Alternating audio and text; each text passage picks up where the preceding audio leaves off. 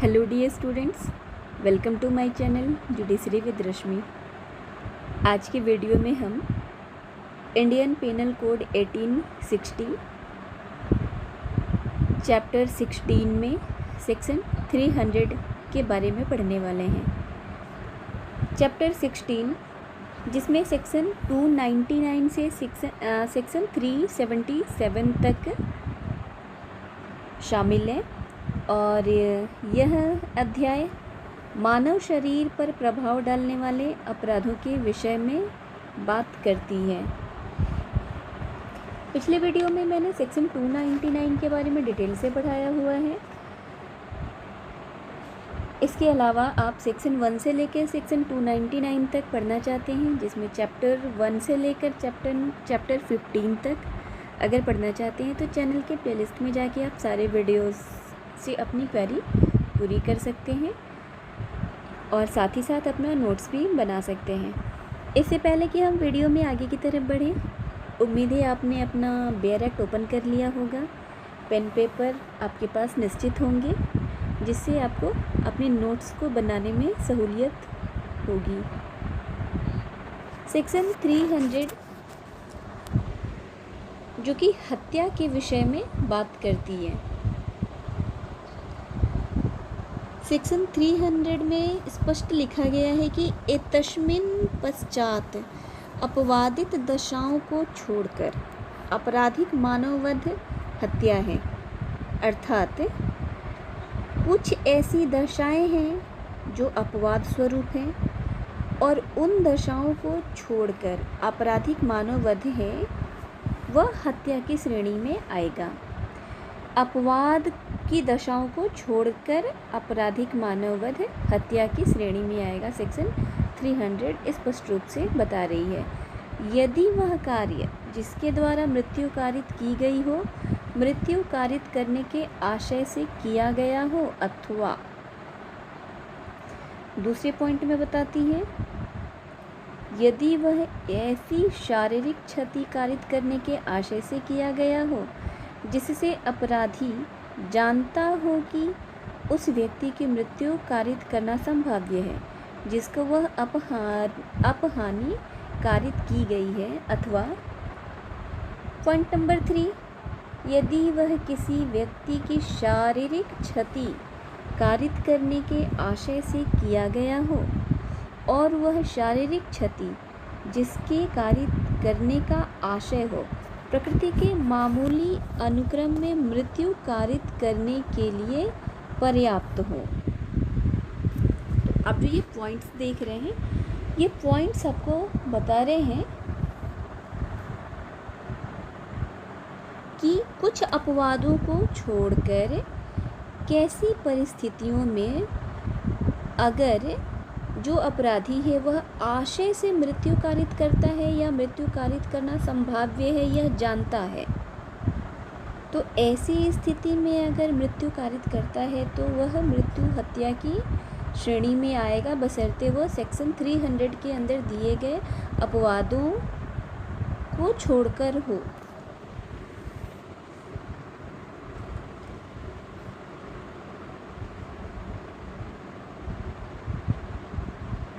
Point 4 बताती है, यदि कार्य करने वाला व्यक्ति यह जानता हो कि वह कार्य इतना आसन्न संकट है कि पूरी अधिसंभाव्यता है कि वह मृत्यु कारित ही कर देगा, या ऐसी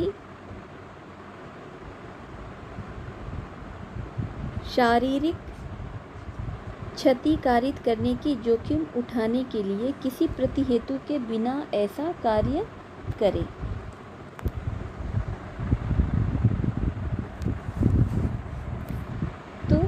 सेक्शन 300 के अनुसार अगर हम देखते हैं तो सदोष मानववध हत्या होगा। सेक्शन 300 स्पष्ट रूप से कह रही है कि सदोष मानववध हत्या है।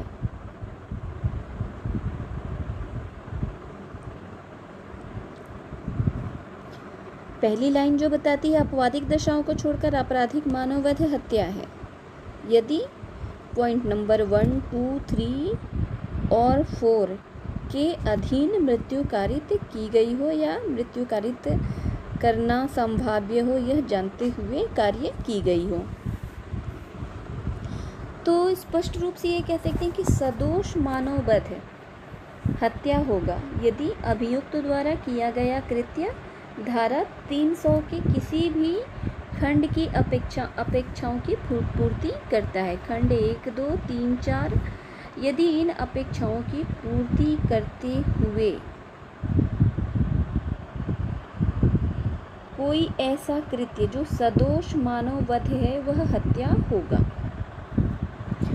और साथ ही साथ वह धारा 300 के अपवाद के अंतर्गत न आए। तो धारा 299 के प्रथम खंड में जब हमने पढ़ा था तो सदोष मानव वध के बारे में बात करी थी। पिछले वीडियो में मैंने धारा 299 को बहुत ही डिटेल में पढ़ाया हुआ है। फिर भी धारा 300 को समझने के लिए धारा 299 को एक बार समझना पड़ेगा। तो धारा 299 का जो प्रथम खंड है वह सदोष मानव वध धारा 300 के प्रथम खंड में अनिवार्यतः हत्या है।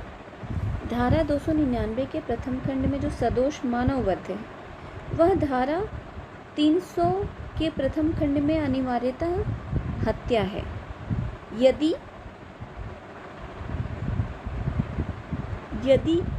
धारा 300 के किसी अपवाद में नहीं आती है। इस प्रकार यदि किसी व्यक्ति की मृत्यु कारित करने के आशय से की जाती है और वह व्यक्ति मर जाता है तो पहले धारा 299 के प्रथम खंड में आपराधिक मानव वध का अपराध हुआ ऐसा माना जाएगा। अब यह देखना पड़ेगा कि आपराधिक मानव वध 300 के किसी खंड में हत्या है या नहीं है। तो ऐसी दशा में यह आपराधिक मानव वध धारा 300 के प्रथम खंड के अंतर्गत आएगा क्योंकि मृत्यु कारित करने के आशय से की गई है।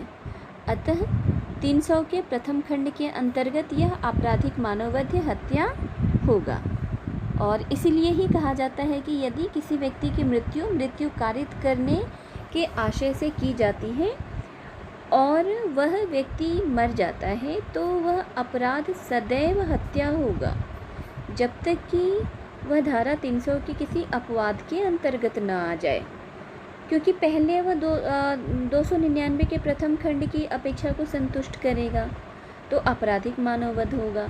और चूँकि आपराधिक मानव वध ही हत्या होता है यदि वह धारा 300 के किसी 1, 2, 3, 4 किसी खंड में से एक खंड की अपेक्षाओं को अगर संतुष्ट करता है तो ऐसी दशा में वह आपराधिक मानव वध 300 के प्रथम अपेक्षा को संतुष्ट करेगा क्योंकि मृत्यु आशय के साथ की गई है और धारा 300 के प्रथम खंड में यह हत्या माना जाएगा। ऐसे कह सकते हैं कि यदि धारा 300 की किसी अपवाद में वह कार्य आ जाता है तो वह अपराध हत्या से लौटकर पुनः आपराधिक मानव वध जो कि हत्या के तुल्य नहीं है में माना जाएगा। इसे दृष्टांत के माध्यम से हम समझ सकते हैं। य को मार डालने के आशय से क उस पर गोली चलाता है, परिणाम स्वरूप य मर जाता है। यहाँ क हत्या करता है।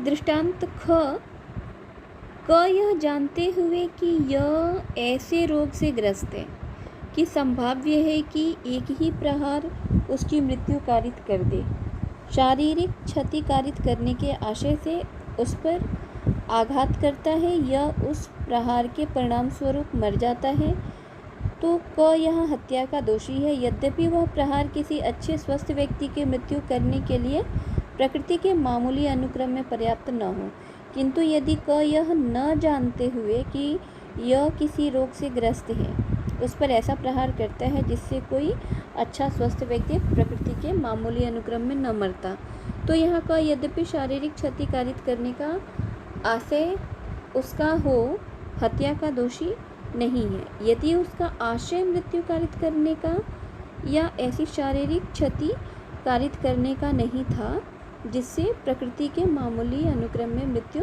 कारित हो जाए। इसे ऐसे समझ सकते हैं कि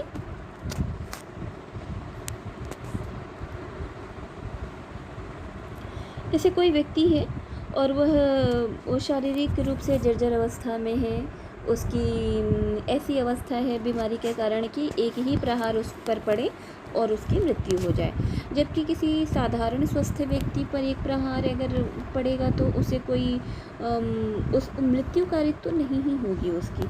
लेकिन ऐसी स्थिति में बीमार व्यक्ति उस एक प्रहार से मृत्यु को प्राप्त कर सकता है।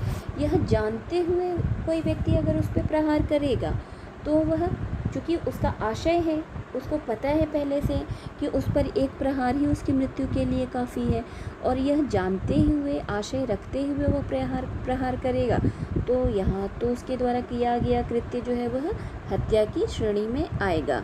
लेकिन यदि उसको उसकी शारीरिक स्थिति के बारे में पता नहीं है और वो साधारणतः उस पर प्रहार करता है, और ऐसा प्रहार कि किसी स्वस्थ व्यक्ति पर करे, तो उसे मृत्यु कारित नहीं होगा साधारण रूप में।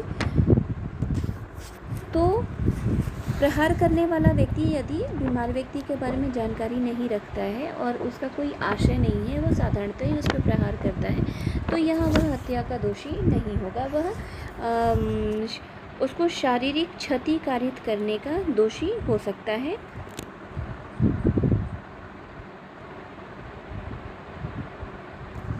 इस प्रकार हम दृष्टांत ग की तरफ बढ़ते हैं। दृष्टांत ग कहता है, यह को तलवार या लाठी से ऐसा घाव क साशय करता है जो प्रकृति के मामूली अनुक्रम में किसी मनुष्य की मृत्यु कारित करने के लिए पर्याप्त है। परिणाम स्वरूप यह की मृत्यु कारित हो जाती है। यहाँ क हत्या का दोषी है, यद्यपि उसका आशय यह की मृत्यु कारित करने का न रहा हो।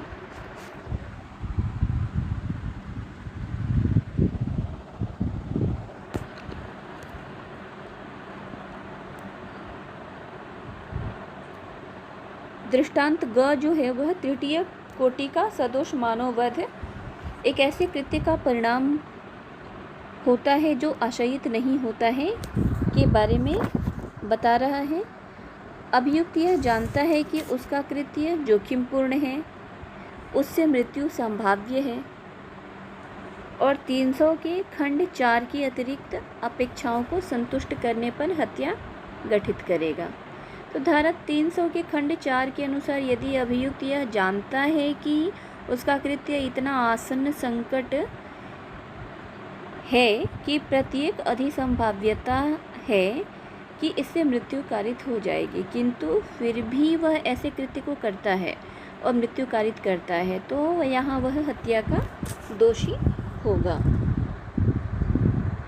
दृष्टांत घ क किसी प्रतिहेतु के बिना व्यक्तियों के एक समूह पर भरी हुई तोप चलाता है और उनमें से एक का वध कर देता है। क यहाँ हत्या का दोषी है, यद्यपि किसी विशिष्ट व्यक्ति की मृत्यु कारित करने की उसकी पूर्व चिंतित परिकल्पना न रही हो।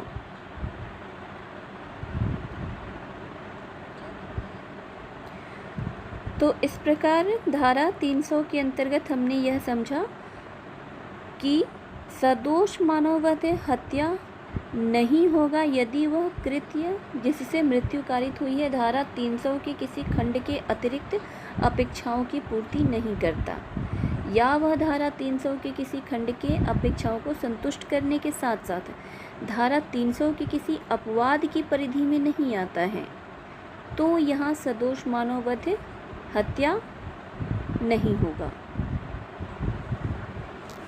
अब हम धारा 300 के अपवाद को समझ लेते हैं पहले।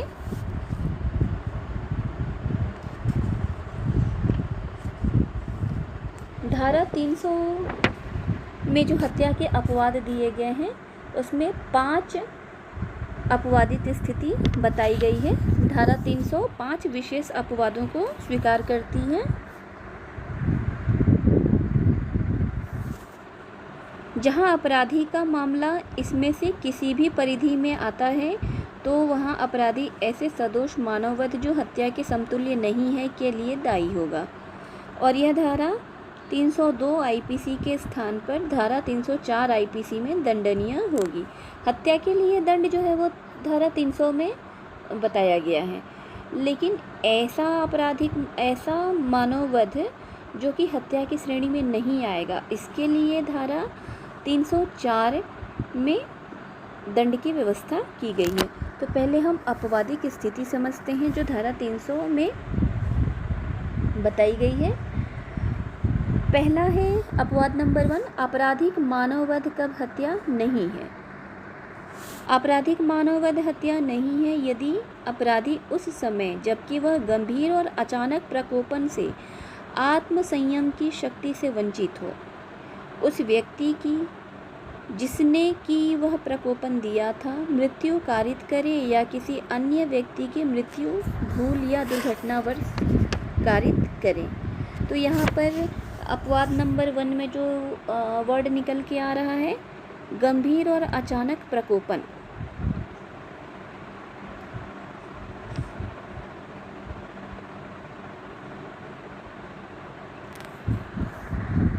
लेकिन यह जो गंभीर और अचानक प्रकोपन का जो अपवाद है वह कुछ दशाओं में परंतुक के अध्ययन है ना। तो पहला परंतुक देख लेते हैं, पहला, दूसरा, तीसरा। परंतुक पहला जो है यह कि वह प्रकोपन किसी व्यक्ति का वध करने या अपहानि करने के लिए अपराधी द्वारा प्रति हेतु के रूप में इप्सित न हो या स्वेच्छया प्रकोपित न हो। दूसरा, यह कि वह प्रकोपन किसी ऐसी बात द्वारा न दिया गया हो जो विधि के पालने में या लोक सेवक द्वारा ऐसे लोक सेवक की शक्तियों के विधिपूर्ण प्रयोग में की गई हो। तीसरा, यह कि वह प्रकोपन किसी ऐसी बात द्वारा न दिया गया हो जो प्राइवेट प्रतिरक्षा के अधिकार के विधिपूर्ण प्रयोग में की गई हो।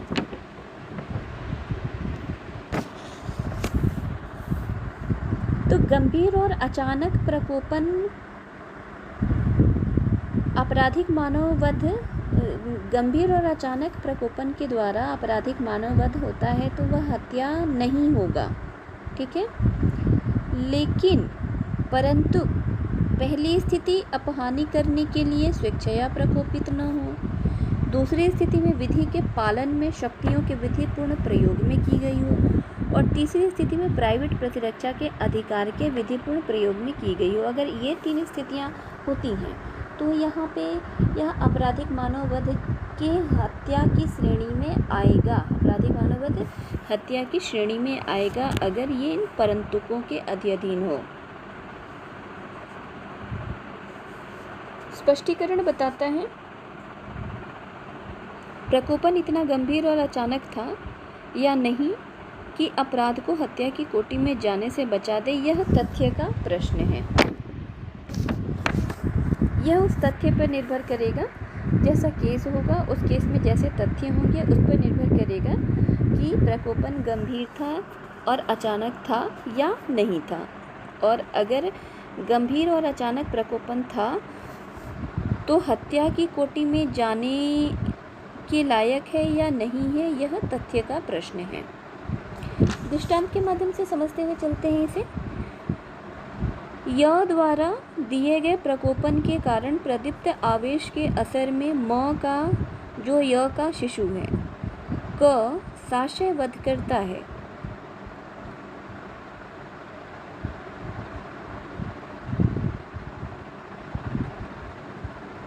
यह हत्या है क्योंकि प्रकोपन उस शिशु द्वारा नहीं दिया गया था और उस शिशु की मृत्यु पर प्रकोपन से किए गए कार्य को करने में दुर्घटना या दुर्भाग्य से नहीं हुई थी। तो ये चीज़ें तो स्पष्ट हो गई, समझ में आ गई। दृष्टांत ख देखते हैं। क को म गंभीर और अचानक प्रकोपन देता है। क इस प्रकोपन से म पर पिस्तौल चलाता है जिसमें न तो उसका आशय य का जो समीप ही है किंतु दृष्टि से बाहर है वध करने का है, और न ही वह यह जानता है कि संभाव्य है कि वह य का वध कर दे। क य का वध करता है। यहाँ क ने हत्या नहीं की है किंतु केवल आपराधिक मानववध किया है। इस प्रकार से 6 दृष्टांत दिए हुए हैं। अपवाद 2 की तरफ बढ़ते हैं। अपवाद पहला जो था धारा 300 के अंतर्गत आपराधिक मानववध हत्या की श्रेणी में आएगा 5 अपवादों को छोड़ते हुए। तो पहला अपवाद हमने देख लिया कि गंभीर और अचानक प्रकोपन द्वारा दिया गया अगर कोई मृत्यु कारित करता है किसी के गंभीर और अचानक प्रकोपन के परिणाम स्वरूप, तो वह हत्या की श्रेणी में नहीं आएगा। लेकिन 3 परंतु के रहते हुए अगर ऐसी कोई स्थिति होती है तो इन 3 परंतु की स्थिति में वह आपराधिक मानववध हत्या होगा। अपवाद 2 देखते हैं। आपराधिक मानववध हत्या नहीं है यदि अपराधी शरीर या संपत्ति के प्राइवेट प्रतिरक्षा के अधिकार को सद्भावपूर्वक प्रयोग में लाते हुए विधि द्वारा उसे दी गई शक्ति का अतिक्रमण कर दे और पूर्व चिंतन बिना और ऐसी प्रतिरक्षा के प्रयोजन से जितनी अपहानि करना आवश्यक हो उससे अधिक अपहानि करने के किसी आशय के बिना उस व्यक्ति की मृत्यु कारित कर दे जिसके विरुद्ध वह प्रतिरक्षा का ऐसा अधिकार प्रयोग में ला रहा हो।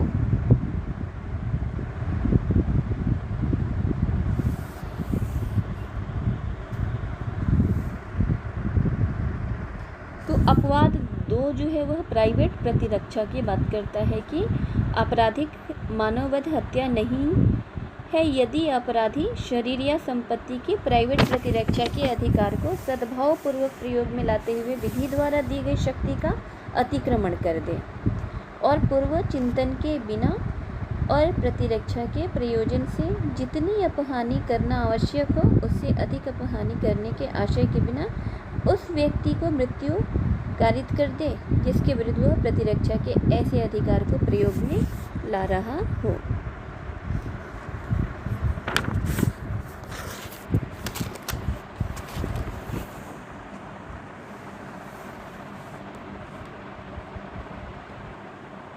एक दृष्टांत के माध्यम से इसे समझते हैं।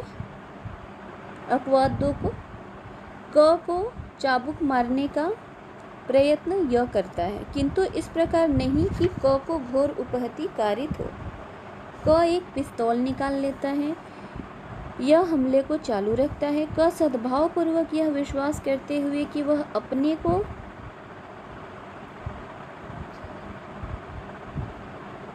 चाबुक लगाए जाने से किसी अन्य साधन द्वारा नहीं बचा सकता है, गोली से यह का वध कर देता है। क ने हत्या नहीं की है किंतु केवल आपराधिक मानव वध किया है।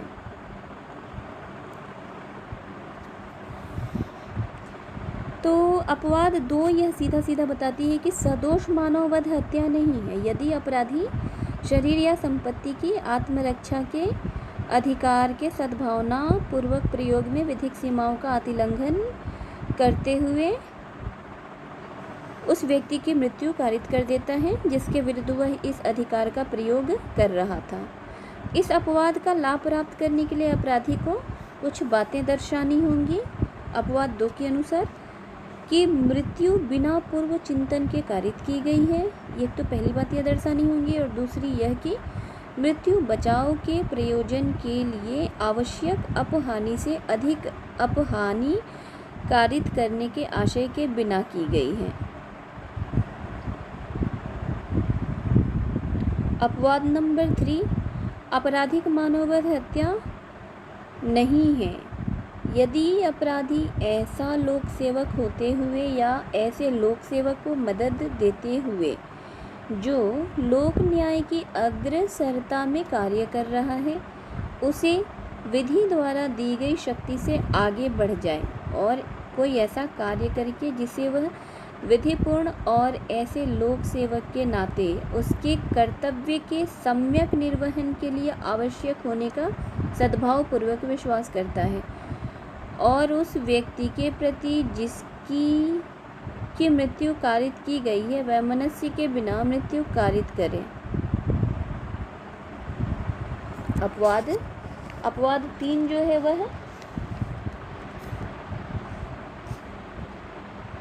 लोक सेवक के बारे में बता रही है कि लोक सेवक द्वारा अपनी शक्ति के अतिलंघन में किए गए जो कृत्य हैं उसके द्वारा अगर मृत्यु कारित होता है तो यह आपराधिक मानव वध हत्या की कोटि में नहीं आएगा। इस अपवाद का लाभ लेने के लिए अपराधी लोक सेवक को कुछ बातें सिद्ध करनी होंगी। अपवाद 3 के अंतर्गत कि सद्भावना पूर्वक यह विश्वास कि उसके द्वारा किया गया कृत्य कर्तव्य के सम्यक पालन हेतु विधि सम्मत एवं आवश्यक था और मृतक के प्रति लोक सेवक को कोई वैमनस्य नहीं था। यह 2 बातें अपवाद 3 के अंतर्गत रखते हुए लोक सेवक जो है उसके द्वारा किया गया आपराधिक मानववध हत्या की कोटि में नहीं आएगा। अपवाद 4 आपराधिक मानववध हत्या नहीं है यदि वह मानववध अचानक झगड़ा जनित आवेश की तीव्रता में हुई अचानक लड़ाई में पूर्व चिंतन बिना और अपराधी द्वारा अनुचित लाभ उठाए बिना या क्रूरतापूर्ण या अप्रायिक रीत से कार्य किए बिना किया गया हो।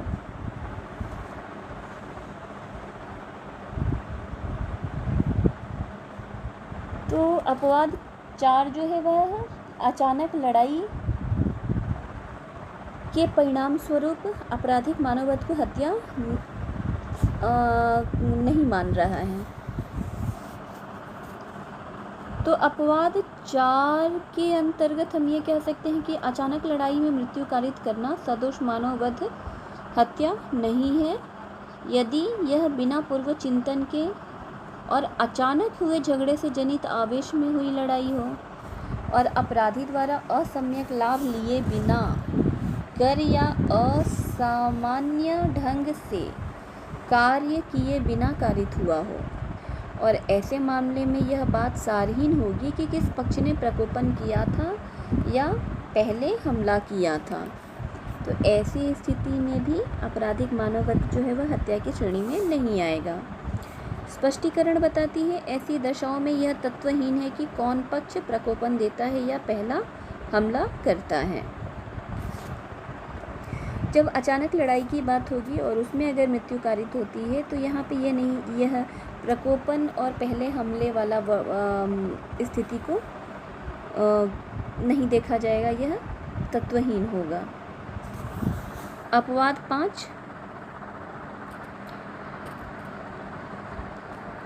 5 सहमति के अधीन मृत्यु कारित करना से संबंधित है।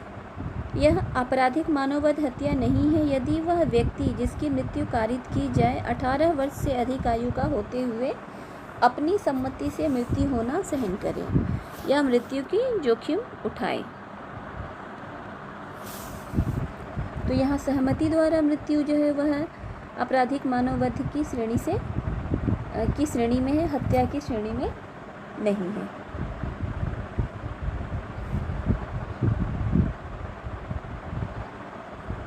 अपवाद 5 के लिए दृष्टांत बताती है।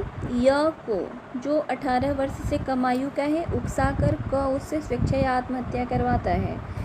यहाँ कम उम्र होने के कारण यह अपनी मृत्यु के लिए सम्मति देने में असमर्थ था। क्यों? क्योंकि वह 18 वर्ष से कम आयु का था, इसलिए क ने हत्या का दुष्प्रेरण किया है।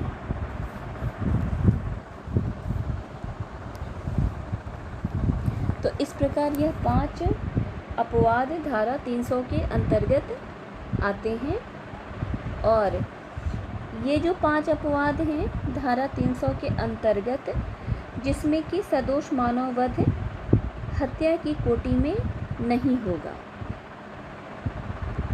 अपवाद 1 से लेकर अपवाद 5 तक जो बातें की गई हैं धारा 300 के अंतर्गत, तो अपवाद 1 से अपवाद 5 तक की जो बात है वह वहाँ पर सदोष मानववध हत्या की कोटि से बाहर है और इन्हें छोड़कर ऐसा आपराधिक मानववध जो कि धारा 300 के 4 खंडों के अधीन शर्तों को पूरा करता है और अपवादों से बाहर है, धारा 300 के अपवादों से बाहर है, तो ऐसा आपराधिक मानववध जो है वह हत्या की श्रेणी में आएगा।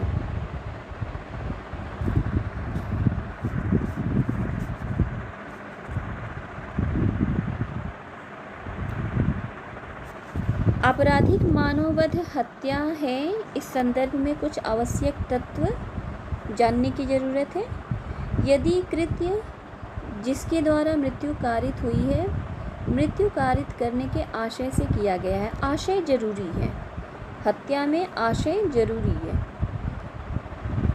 यदि यह ऐसी शारीरिक उपहति कारित करने के आशय से की गई है कि अपराधी उस व्यक्ति की मृत्यु कारित करने वाला जानता है जिसे क्षति कारित की गई है, या यदि यह शारीरिक उपहति कारित करने के आशय से की गई है एवं आक्रांत किए जाने के लिए आशयित शारीरिक उपहति प्रकृति के सामान्य अनुक्रम में मृत्यु कारित करने के लिए पर्याप्त है। यदि अपराधी जानता है कि कृत्य जिसके द्वारा मृत्यु कारित की गई है आसन्न रूप से इतना खतरनाक है कि सभी संभाव्यता में मृत्यु अवश्य कारित करे, या ऐसी शारीरिक उपहति जैसे मृत्यु कारित करने वाली जैसी है, एवं ऐसा कृत्य बिना किसी बहाने के मृत्यु या ऐसी उपहति कारित करने का खतरा उपगत करने के लिए है। तो ये जो तत्व है ये आपराधिक मानववध हत्या है के लिए आवश्यक तत्व हैं। आशय जरूरी है, जानना जरूरी है, शारीरिक उपहति प्रकृति के सामान्य अनुक्रम में मृत्यु कारित करने के लिए पर्याप्त है। यह जानते हुए इस आशय से ऐसी शारीरिक उपहति करना, और आसन्न रूप से इतना खतरनाक यह संभाव्य जानते हुए भी शारीरिक उपहति करना जिससे मृत्यु कारित हो जाए या मृत्यु कारित करने जैसा ही हो। अगर ऐसे तत्व हैं तो यहाँ पे आपराधिक मानववध हत्या की श्रेणी में आएगा।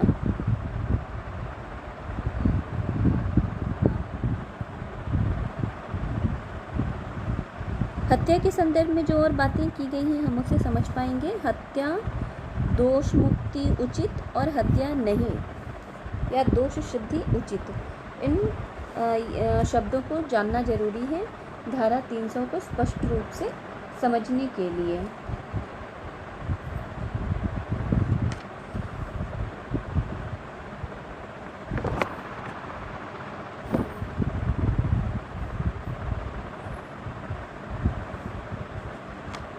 पंजाब राज्य बनाम बिट्टू एवं एक अन्य इत्यादि AIR 2016 SC का वाद है ये, जिसमें हत्या को कारित किया गया या नहीं माना जा सकता यदि प्रत्यक्षदर्शी साक्षियों का परिसाक्ष्य और चिकित्सकीय साक्ष्य अभियोजन मामले का समर्थन नहीं करते।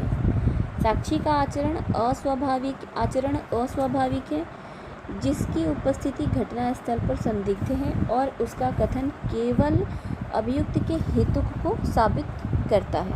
हत्या के संदर्भ में यह इम्पोर्टेंट केस है।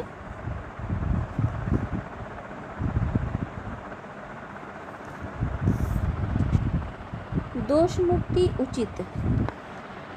विमला देवी बनाम राजेश सिंह एवं एक अन्य AIR 2016 का ही वाद है, जिसमें बताया गया कि दोष मुक्ति उचित हो सकती है यदि सूचनादाता ने अभियुक्त को न तो फर्द बयान में और न ही पुलिस कथन में नामित किया था और साक्षियों में से किसी अभियुक्त को सीधे नामित नहीं किया था, और उन्होंने विचारण के समय न्यायालय में अभियुक्त की शिनाख्त नहीं किया था। हत्या नहीं, इस टर्म्स को बताया गया था संजय बनाम उत्तर प्रदेश राज्य में। यह हत्या का मामला नहीं है यदि मृतक की मृत्यु घटना की तारीख के 2 मास से अधिक के पश्चात हुई थी। मृत्यु रक्त विषायन के कारण थी। चिकित्सक के साक्ष्य के अनुसार उपहति प्रकृति के मामूली अनुक्रम में मृत्यु कारित करने के लिए पर्याप्त नहीं थी। अगर ऐसी स्थिति है तो यहाँ हत्या नहीं है। महाराष्ट्र बनाम हेमंत कवाड चौरीवाल इत्यादि का यह वाद है, जिसमें कि हत्या साबित होना नहीं कहा जा सकता यदि मृत्युकालिक घोषणा विश्वसनीय नहीं है।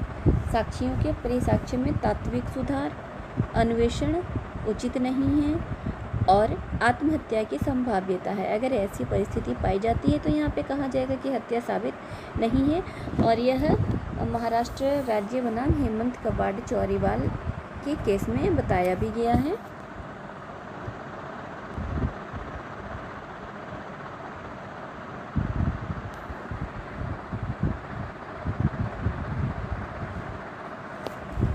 आत्माराम बनाम मध्य प्रदेश राज्य 2012 का एक इम्पॉर्टेंट केस ही आप नोट डाउन कर लेंगे। इस वाद में अभिधारित किया गया कि मात्र यह तथ्य कि कोई एक चोट प्रकृति के सामान्य क्रम में मृत्यु कारित करने के लिए यथेष्ट नहीं पाई गई अपराध को हत्या से भारतीय दंड संहिता की धारा 304 खंड 2 अथवा धारा 326 में परिवर्तित नहीं करती। और राजस्थान राज्य बनाम हुकुम सिंह का एक केस है 2012 का यह वाद है जिसमें अभियुक्त स्वयं मृतक को अस्पताल ले गया था। यह तथ्य अपने आप में यह संकेत करता है कि उसका अपराध कारित करने का आशय नहीं था, वह भी बंदूक से शॉट लगाने का, जो कि हर हालत में पीड़ित को मृत्यु कारित करेगा। अतः उच्चतम न्यायालय ने अभिधारित किया कि निचली अदालत का दोषमुक्त करने का निर्णय विकृत नहीं है और उसमें हस्तक्षेप नहीं किया जा सकता। तो यहाँ पे चूँकि मृत्यु कारित करने का आशय नहीं था इसलिए उसे दोषमुक्त किया गया, दोषमुक्त उचित माना गया। एक इम्पॉर्टेंट केस है आर बनाम गोविंदा, जो कि धारा 299 और धारा 300 में स्पष्ट अंतर बताती है। धारा 299 जो कि आपराधिक मानववध जो हत्या की श्रेणी में नहीं आते हैं की बात करती है, और धारा 300 बताती है आपराधिक मानववध जो कि हत्या की श्रेणी में आते हैं। तो आर बनाम गोविंदा के वाद में इसको डिफाइन किया गया था। 1876 बॉम्बे का वाद है यह। इसमें जज का नाम इम्पॉर्टेंट है, जज मेलविज आप इसे नोट डाउन कर लेंगे। आर बनाम गोविंदा, सबसे पहली बात तो ये केस ही बहुत इंपॉर्टेंट है। आर बनाम गोविंदा ये किससे संबंधित है, तो ये धारा 299 और धारा 300 में स्पष्ट अंतर बताती है। हत्या और आपराधिक मानववध जो हत्या की श्रेणी में नहीं आता है के बारे में अंतर आर बनाम गोविंदा के केस में बताया गया था और जज इसमें थे मेलविज। तो मेलविज जज ने धारा 299 एवं धारा 300 में अंतर स्पष्ट किया था। इस प्रकरण में था यह कि अभियुक्त ने धक्का देकर अपनी पत्नी को जमीन पर गिरा दिया था। तत्पश्चात उसने सीने पर अपना घुटना रखकर प्रचंड वेग से 2 या 3 बार चेहरे पर बंद मुष्टिका से प्रहार किया। प्रहार के वेग के कारण उस महिला के मस्तिष्क से रक्त प्रवाह प्रारंभ हो गया, जिससे वह या तो उसी समय या उसके कुछ ही समय पश्चात मर गई। इस प्रकरण में अभियुक्त का आशय अपनी पत्नी की न तो मृत्यु कारित करना था और न ही उसके द्वारा पहुंचाई गई शारीरिक क्षति इतनी पर्याप्त थी कि प्रकृति के सामान्य अनुक्रम में उसकी मृत्यु हो जाए। तो अभियुक्त को हत्या की कोटि में न आने वाले आपराधिक मानववध के लिए दंडित किया गया था, क्योंकि यहाँ पे आशय नहीं था। उसका आशय मार डालने का नहीं था, मृत्यु कारित करने का नहीं था। इसलिए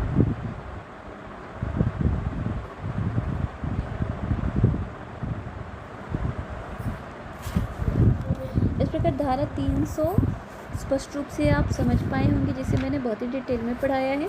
उम्मीद है आपने नोट डाउन भी किया होगा। अगर नहीं किया है तो वीडियो को पॉज करिए, रिवर्स जाइए, दोबारा सुनिए और नोट डाउन स्टार्ट करिए। अपना नोट्स तैयार करिए। नोट्स बनाना ज़रूरी है अगर आप कॉम्पिटिटिव एग्ज़ाम की तैयारी कर रहे हैं। ऐसा कोई भी एग्ज़ाम जिसमें कि इंडियन पेनल कोड से सवाल पूछे जा रहे हैं, तो इसके लिए आप हमारी ये पूरी सीरीज़ देखिए जो मैंने सेक्शन 1 से लेकर के अभी तक पढ़ाया है, और आगे भी हम पूरे सेक्शंस तक कवर करने वाले हैं। तो वीडियो यहाँ तक देखने के लिए thank you. Like, subscribe, share करने के लिए भी थैंक यू।